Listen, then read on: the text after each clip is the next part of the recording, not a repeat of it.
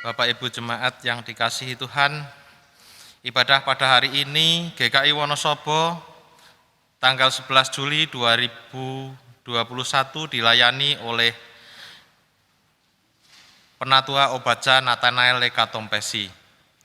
Jemaat dapat mengikuti ibadah secara online melalui YouTube channel GKI Wonosobo, tayang perdana hari Minggu tanggal 11 Juli 2021 pukul 6 pagi. Peneguhan dan pemberkatan nikah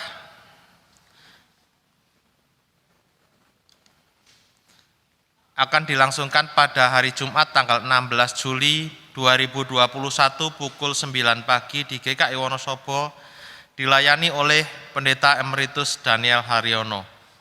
Atas diri Saudari Dias Febriastuti Susanto dengan Saudara Nathanael Ardik Sugeng. Mohon dukungan doa anggota jemaat dan simpatisan. Berita duka, telah dipanggil pulang ke rumah Bapa yang kekal pada hari Rabu tanggal 1 Juli 2021, Ibu Kwek Kiao Yang atau Nyonya Gunawan. Jenazah telah dikremasi pada hari Kamis tanggal 8 Juli 2021, dilayani oleh Pendeta Emeritus Daniel Haryono dan Penatua Obaja Nathanael Lekatompesi. Untuk warta selanjutnya, Bapak Ibu dapat membacanya melalui grup warta jemaat GKI Wonosobo.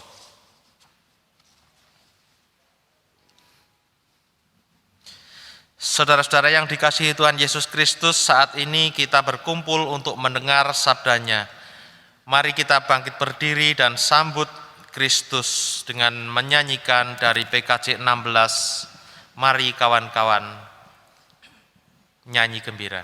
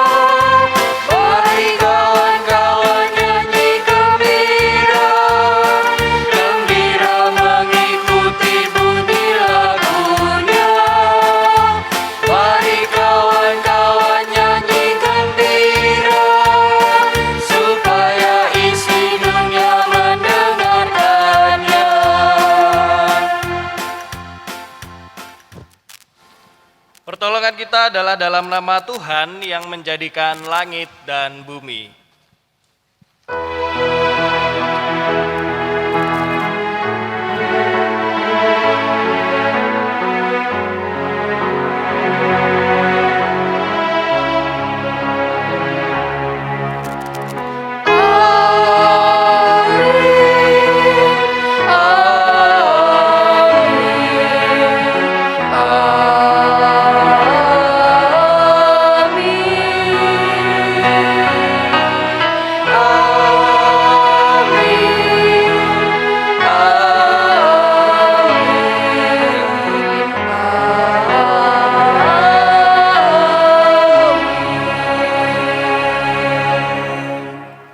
Kasih karunia dan damai sejahtera dari Allah Bapa kita dan dari Tuhan kita Yesus Kristus menyertai saudara sekalian.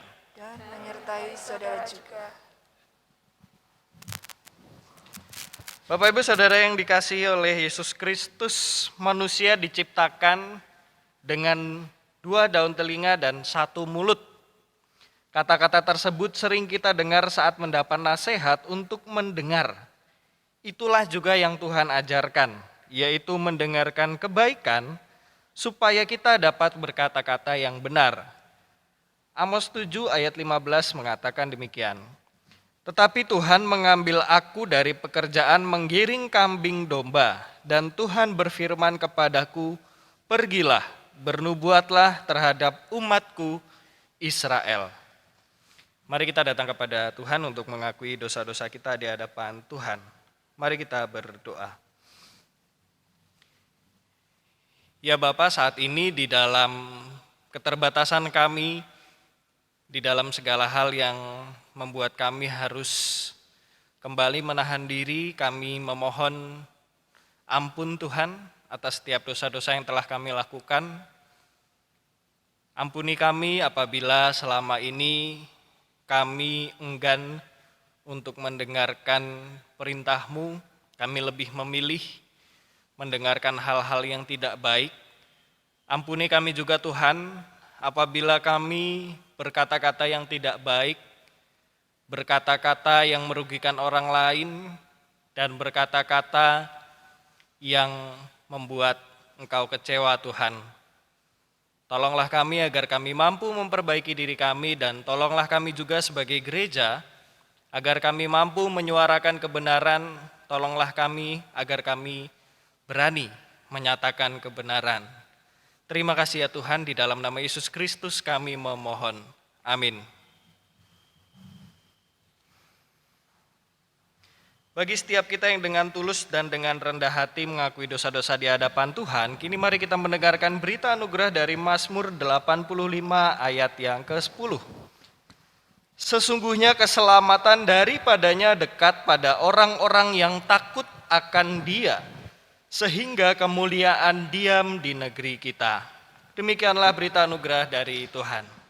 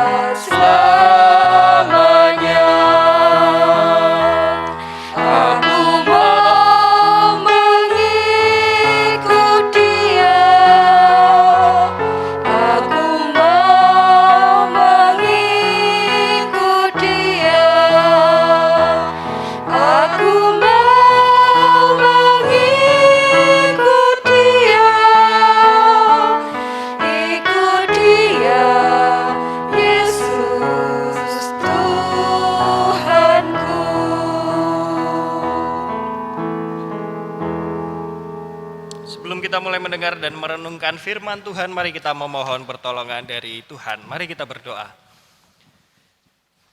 Ya Bapa, saat ini kami ingin mendengarkan firman-Mu, kiranya Engkau yang siapkan hati kami Tuhan, biarlah Roh Kudus-Mu yang berbicara di atas kami, agar kami mampu mengerti apa yang Engkau katakan kepada kami dan kami dapat menyatakan firman tersebut di dalam kehidupan kami. Tolonglah kami ya Tuhan, di dalam nama Yesus Kristus kami berdoa. Amin. Injil Tuhan Yesus Kristus menurut Markus, pasal 6 dimulai dari ayat 14. Raja Herodes juga mendengar tentang Yesus, sebab namanya sudah terkenal dan orang mengatakan, Yohanes Pembaptis sudah bangkit dari antara orang mati dan itulah sebabnya kuasa-kuasa itu bekerja di dalam dia. Yang lain mengatakan dia itu Elia, yang lain lagi mengatakan dia itu seorang nabi sama seperti nabi-nabi yang dahulu. Waktu Herodes mendengar hal itu ia berkata, bukan, dia itu Yohanes yang sudah kupenggal kepalanya dan yang bangkit lagi. Sebab memang Herodeslah yang menyuruh orang menangkap Yohanes dan membelenggunya di penjara berhubung dengan peristiwa Herodias istri Filipus saudaranya, karena Herodes telah mengambilnya sebagai istri. Karena Yohanes pernah menegur Herodes, tidak halal engkau mengambil istri saudaramu. Karena itu Herodias menaruh dendam pada Yohanes dan bermaksud untuk membunuh dia, tetapi tidak dapat sebab Herodes segan akan Yohanes, karena ia tahu bahwa Yohanes adalah orang yang benar dan suci, jadi ia melindunginya. Tetapi apabila ia mendengarkan Yohanes, hatinya selalu terombang-ambing, namun ia merasa senang juga mendengarkan dia. Akhirnya tiba juga kesempatan yang baik bagi Herodias ketika Herodes pada hari ulang tahunnya mengadakan perjamuan untuk pembesar-pembesarnya, perwira-perwiranya, dan orang-orang terkemuka di Galilea. Pada waktu itu anak perempuan Herodias tampil lalu menari, dan ia menyukakan hati Herodes dan tamu-tamunya. Raja berkata kepada gadis itu, minta daripadaku apa saja yang kau ingini, maka akan kuberikan kepadamu. Lalu bersumpah kepadanya, apa saja yang kau minta akan kuberikan kepadamu, sekalipun setengah dari kerajaanku. Anak itu pergi dan menanyakan ibunya, apa yang harus kuminta? Jawabnya, kepala Yohanes Pembaptis. Maka cepat-cepat ia pergi kepada raja dan meminta, aku mau supaya sekarang juga engkau berikan kepadaku kepala Yohanes Pembaptis di sebuah talam. Lalu sangat sedihlah hati raja, tetapi karena sumpahnya dan karena tamu-tamunya, ia tidak mau menolaknya. Raja menyuruh pengawal dengan perintah supaya mengambil kepala Yohanes. Orang itu pergi dan memenggal kepala Yohanes di penjara. Ia membawa kepala itu di sebuah talam dan memberikannya kepada gadis itu. Dan gadis itu memberikannya pula kepada ibunya. Ketika murid-murid Yohanes mendengar hal itu, mereka datang dan mengambil mayatnya, lalu membaringkannya dalam kuburan. Demikianlah Injil Tuhan kita Yesus Kristus. Kita yang berbahagia ialah kita yang tidak hanya mendengarkan saja, tapi juga menghidupinya. Haleluya.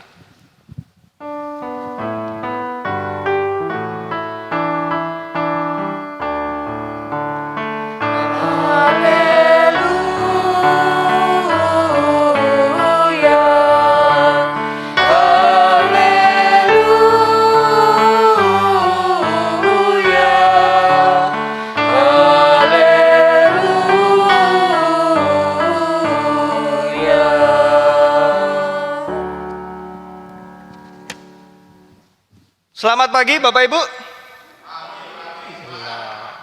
Luar biasa. Bapak Ibu yang terkasih dalam Yesus Kristus, meskipun dalam keterbatasan, meskipun kita beribadah di rumah masing-masing, tapi bukan berarti semangat itu menjadi hilang. Kita harus tetap semangat dan kita harus tetap belajar akan firman Tuhan. Hari ini tema kita adalah pandai mendengar dan berkata-kata yang benar. Kita akan bersama-sama belajar apa yang ingin disampaikan melalui kisah ini. Pertama, kita akan lihat dulu permulaan dari sebuah kisah ketika Yesus datang. Apa yang pada saat itu terjadi dengan Herodes. Nah, Herodes ini adalah keturunan kedua dari Herodes Agung, ayahnya. Nah, ini keturunan kedua Herodes Antipas sebutannya. Nah, Herodes mendengar kehadiran Yesus. Dan dengan kehadiran Yesus, dia menjadi teringat sesuatu. Teringat apa? Dia teringat tentang seorang yang pernah dipenggal kepalanya. Nah, kenapa Herodes bisa mengingat hal itu? Karena ketika Yesus datang, banyak orang membicarakan Yesus, begitu juga ketika orang-orang menyampaikan berita kedatangan Yesus kepada Herodes. Tapi orang-orang ternyata nggak tahu siapa yang waktu itu datang. Mereka mengira yang datang itu nabi, yang datang itu Yohanes. Mereka mengira yang datang itu siapa. Tapi ternyata Herodes langsung mengira, dia berasumsi bahwa yang datang itu Yohanes. Yohanes telah bangkit, padahal yang datang itu Yesus. Dia mendengar pandangan orang tentang Yesus. Karena ada yang bilang yang datang itu adalah Yohanes yang telah bangkit, maka Herodes punya asumsi bahwa yang datang tersebut memang Yohanes. Padahal Yohanes kepalanya sudah dipenggal oleh Herodes. Dia menjadi memiliki ingatan masa lalu. Ingatan masa lalunya muncul. Atau bisa kita sebut flashback. Jadi kalau kita nonton film ya Bapak Ibu, ada film yang menceritakan kisahnya alurnya itu alur yang mundur. Bercerita mulai dari masa lalu. Nah, bacaan kita hari ini bercerita mulai dari masa lalu. Artinya apa? Mulai dari sebelum Yesus datang.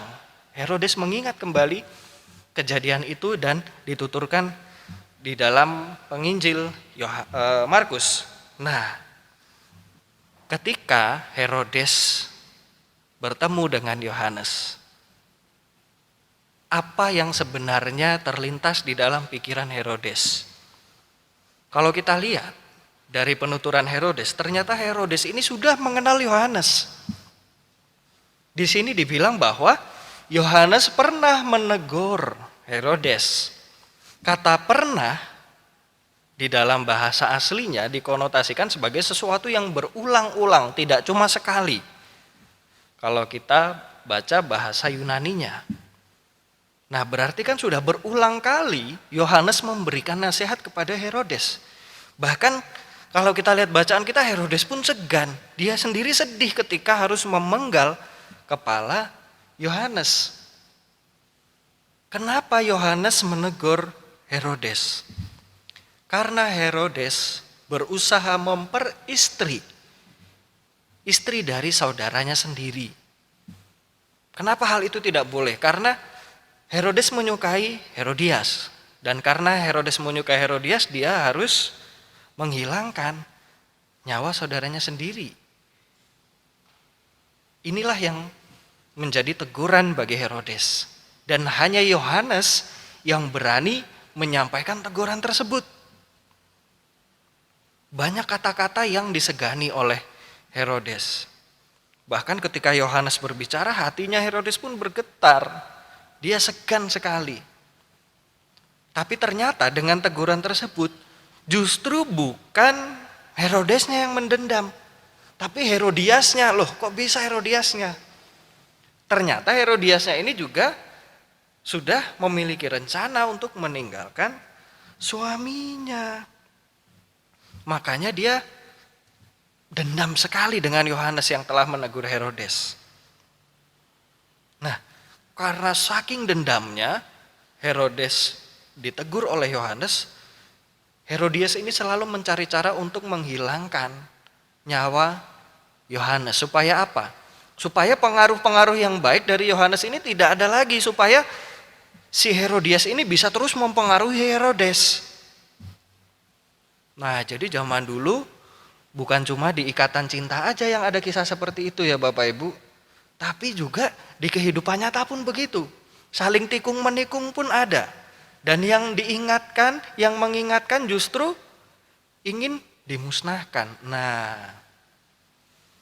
ketika Herodias memiliki keinginan seperti itu, Herodes pun dimanfaatkan. Kapan Herodes dimanfaatkan? Ketika dia mengadakan pesta, ketika Herodes mengadakan perjamuan. Di situ anaknya Herodias, mereka menari.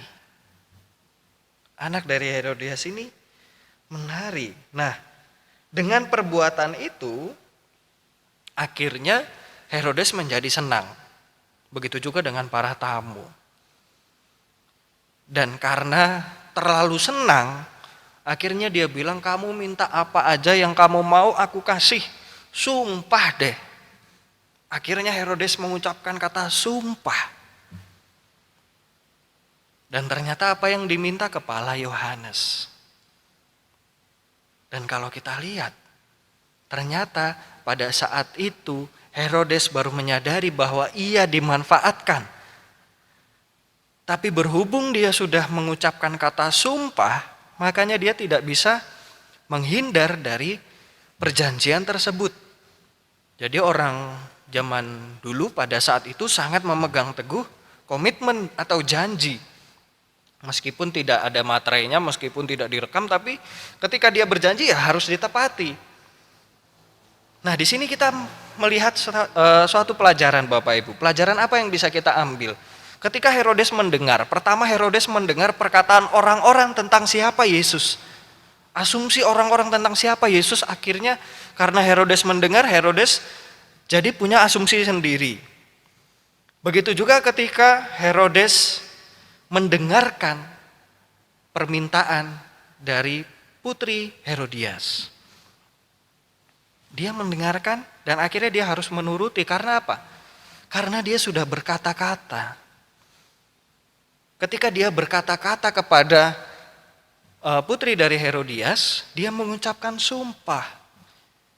Dan melalui kata-kata itu akhirnya terjadi apa? Terjadi kehancuran. Dia harus menyesal seumur hidupnya. Karena apa? Karena yang diminta ternyata orang yang sangat dia segani.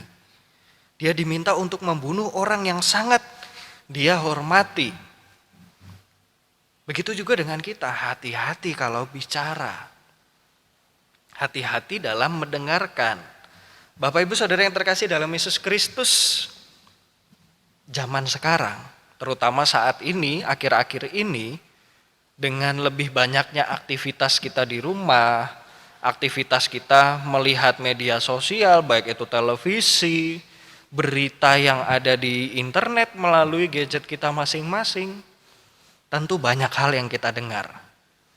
Banyak informasi yang kita terima. Contoh, setiap hari beritanya tentang COVID aja. Bahkan ada orang-orang yang sekarang udah jenuh, risih.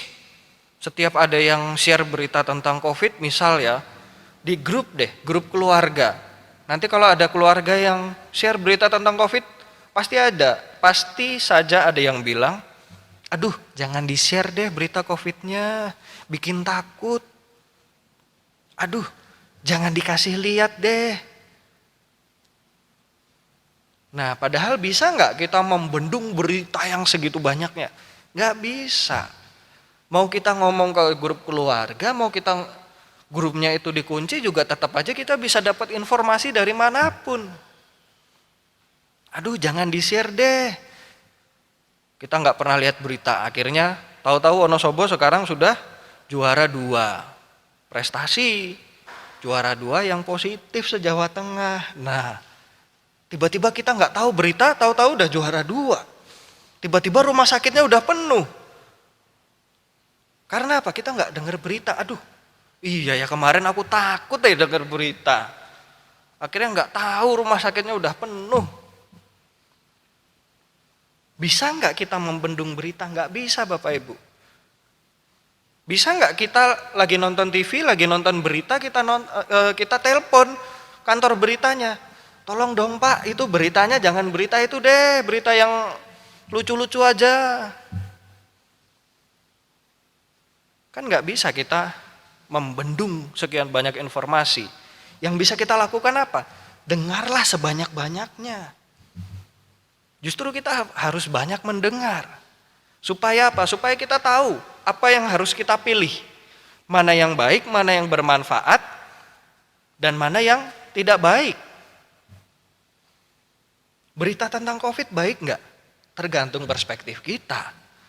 Kalau kita menganggap itu sebagai informasi yang membuat kita lebih waspada lagi, ya itu baik. Tapi kalau kita menganggap itu sebagai sesuatu yang menakutkan, membuat kita gemetar, membuat kita jadi nggak bisa tidur, paranoid, ya akhirnya itu jadi tidak baik. Makanya yang pertama harus kita pelajari adalah belajarlah berhikmat. Supaya ketika kita mendengar banyak berita, kita bisa memilih mana yang baik dan mana yang membuat kita menjadi semangat menjalani hidup dan menjaga diri. Begitu juga ketika kita mendengar omongan-omongan dari orang lain. Mendengar omongan tetangga misalnya ketika pagi-pagi ada tukang sayur lewat di depan rumah, itu tukang sayur biasanya adalah penyampai informasi atau badan intelijen setempat Bapak Ibu. Kenapa? Karena ketika tukang sayur hadir di depan rumah dan banyak orang berkumpul, disitulah informasi dari seluruh dunia beredar. Nah, akhirnya apa? Kita dengar banyak lagi. Ini tuh begini loh. Gak usah deket-deket deh sama yang itu. Kadang kita mendengar hal seperti itu juga. Kalau menurut kita nggak baik, ya udah nggak apa-apa kita dengar nggak apa-apa. Tapi nggak usah kita cerna, biarin aja. Lewat ya lewat aja. Kalau berita yang baik ya kita dengar. Jadi mulai sekarang milikilah hikmat supaya kita juga bisa melihat mana nih orang yang omongannya baik, mana yang orang yang menjatuhkan, mana orang yang suka menarsiskan diri sendiri, mana orang yang suka apalagi. Banyak hal yang tidak baik yang tidak harus kita masukkan di dalam hati. Lalu pelajaran yang kedua yang bisa kita dapatkan. Kita seringkali mendengar perkataan atau mendengar kalimat mulutmu harimaumu. Melalui kisah Herodes ini juga kita bisa belajar. Ingat, jagalah perkataan kita. Karena ketika kita berkata-kata, ketika kita berbicara, mungkin kita tidak menyadari bahwa omongan kita bisa saja membuat orang lain sedih. Bisa saja omongan kita merugikan orang lain. Atau bahkan ketika kita bicara bisa aja omongan itu merugikan diri kita sendiri. Karena ketika kita berbicara berarti kita ya menusuk diri kita sendiri, balik lagi ke diri kita sendiri. Hati-hati ketika kita berbicara. Sebelum bicara pikir dulu. Jangan langsung mangap. Supaya apa? Supaya yang keluar dari mulut kita adalah perkataan yang berdasarkan dengan hikmat. Lalu apa lagi? Yang terakhir bisa kita pelajari adalah pandai-pandailah mendengar dan katakanlah kebenaran. Artinya apa? Kalau kita sudah memiliki hikmat, kita memohon hikmat dari Tuhan supaya kita dapat memfilter berita yang baik, mohonlah kepada Tuhan supaya Tuhan menuntun bibir kita untuk bisa berkata-kata yang baik juga.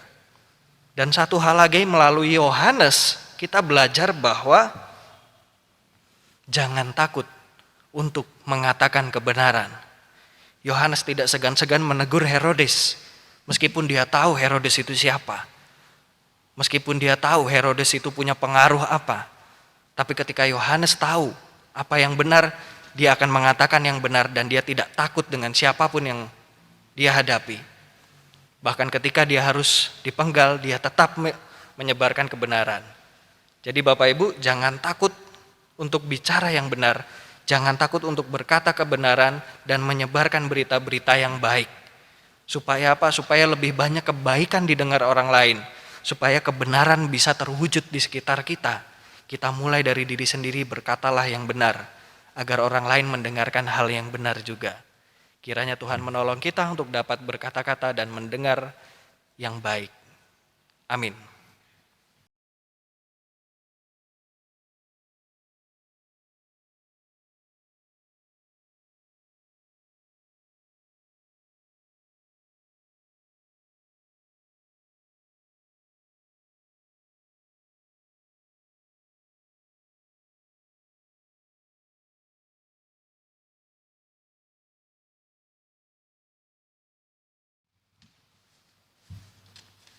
Marilah kita bersama-sama dengan umat Allah di masa lalu, masa kini, dan masa depan, mengingat pengakuan iman kita menurut pengakuan iman rasuli. Hendaklah masing-masing berkata, "Aku percaya kepada Allah, Bapa yang Maha Kuasa, Khalik langit dan bumi, dan kepada Yesus Kristus, Anaknya yang tunggal Tuhan kita, yang dikandung dari Roh Kudus, lahir dari anak darah Maria, yang menderita sengsara di bawah pemerintahan Pontius Pilatus, disalibkan, mati dan dikuburkan, turun ke dalam kerajaan maut. Pada hari yang ketiga, bangkit pula dari antara orang mati, naik ke surga, duduk di sebelah kanan Allah, Bapa yang Maha Kuasa, dan dari sana Ia akan datang untuk menghakimi orang yang hidup dan yang mati. Aku percaya kepada Roh Kudus, gereja yang kudus dan am, persekutuan orang kudus, pengampunan dosa, kebangkitan orang mati, dan hidup yang kekal. Amin. Jemaat dipersilahkan untuk duduk kembali. Mari kita kembali datang kepada Tuhan untuk menaikkan doa-doa syafaat kita. Mari kita berdoa. Ya Bapa, kami mengucap syukur karena Engkau telah mengizinkan kami untuk mempelajari firman-Mu. Tolonglah kami agar kami dapat memilih informasi yang baik dan menyatakan kebenaran melalui kehidupan kami. Dan saat ini kami berdoa, kiranya Engkau berkati bangsa kami Tuhan, yang saat ini kembali berjuang menghadapi pandemi yang semakin meningkat. Kiranya Engkau berkati para tenaga medis, setiap orang yang melayani para pasien. Engkau juga berkati Tuhan, petugas keamanan, kiranya Engkau pulihkan bangsa ini Tuhan, agar kami dapat melanjutkan hidup dan membangun hidup setelah pandemi. Kami juga berdoa untuk gereja-Mu, GKI Wonosobo. Kiranya Engkau berkati kami Tuhan sebagai gereja, agar kami mampu menyatakan kebaikan-kebaikan. Tolonglah kami agar kami dapat menyatakan kasih-Mu bagi seluruh ciptaan yang ada di sekeliling kami. Dan saat ini kami berdoa untuk setiap orang yang sedang dalam isolasi atau karantina Tuhan, kiranya Engkau berkati, kiranya Engkau yang memulihkan kondisi mereka.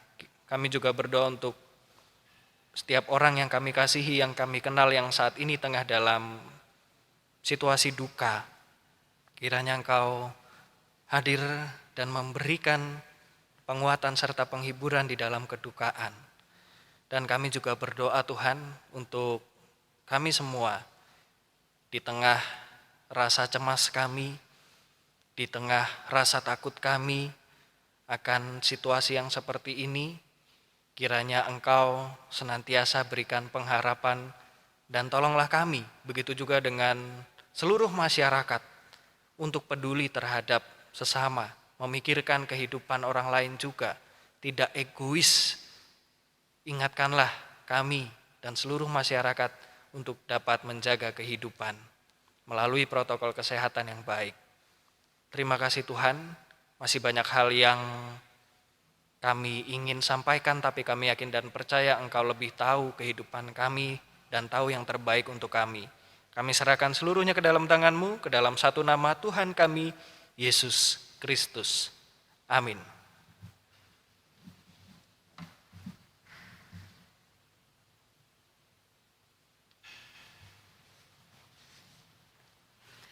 Jemaat yang dikasihi Tuhan, tiba saatnya kita memberikan persembahan kepada Tuhan. Persembahan bisa disampaikan melalui transfer ke rekening gereja, atau bisa juga dibawa ke kantor gereja, diserahkan kepada Pak Oriati atau Saudari Dewi Sri. Persembahan kita minggu ini didasari dari Efesus 1 ayat 11 yang berbunyi, Aku katakan di dalam Kristus, karena di dalam Dialah kami mendapat bagian yang dijanjikan. Kami yang dari semula ditentukan untuk menerima bagian itu sesuai dengan maksud Allah, yang di dalam segala sesuatu bekerja menurut keputusan kehendak-Nya. Jemaat dimohon bangkit berdiri, kita akan bawa persembahan kita di dalam doa. Mari kita berdoa. Tuhan yang Maha Pemurah, Tuhan yang penuh kasih, kami mengucap syukur pada saat ini atas berkat-berkat yang Tuhan sudah limpahkan kepada kami, baik itu berkat jasmani maupun berkat rohani. Tuhan, kami mengucap syukur melalui persembahan yang kami kumpulkan. Kiranya Tuhan berkati, Tuhan kuduskan agar persembahan kami layak di hadapan Tuhan. Kami percaya dan kami juga bersyukur Tuhan sudah menyediakan berkat untuk kami di saat-saat mendatang. Terima kasih Tuhan, berkati juga para majelis di dalam mengelola persembahan yang sudah dikumpulkan agar dapat dikelola sesuai dengan kehendak Tuhan. Hanya di dalam nama Tuhan Yesus Kristus kami berdoa dan mengucap syukur. Amin.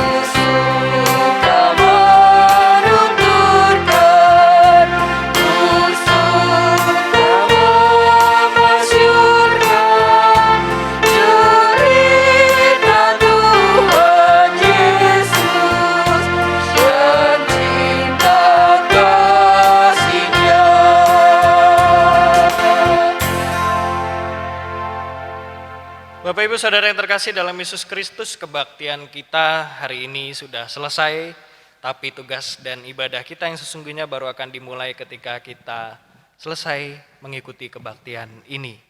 Jangan lupa, siapkanlah telinga kita untuk mendengarkan yang baik, dan jadikanlah mulut kita sebagai alat Tuhan untuk mengatakan kebaikan dan kebenaran.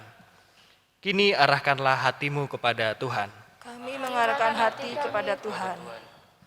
Jadilah saksi Kristus. Syukur kepada Allah. Terpujilah Tuhan. kini dan selamanya. Kini mari kita menerima berkat dari Tuhan. Tuhan memberkati kita dan melindungi kita. Tuhan menyinari kita dengan wajah-Nya dan memberi kita kasih karunia. Tuhan menghadapkan wajah-Nya kepada kita dan memberi kita damai sejahtera. Amin.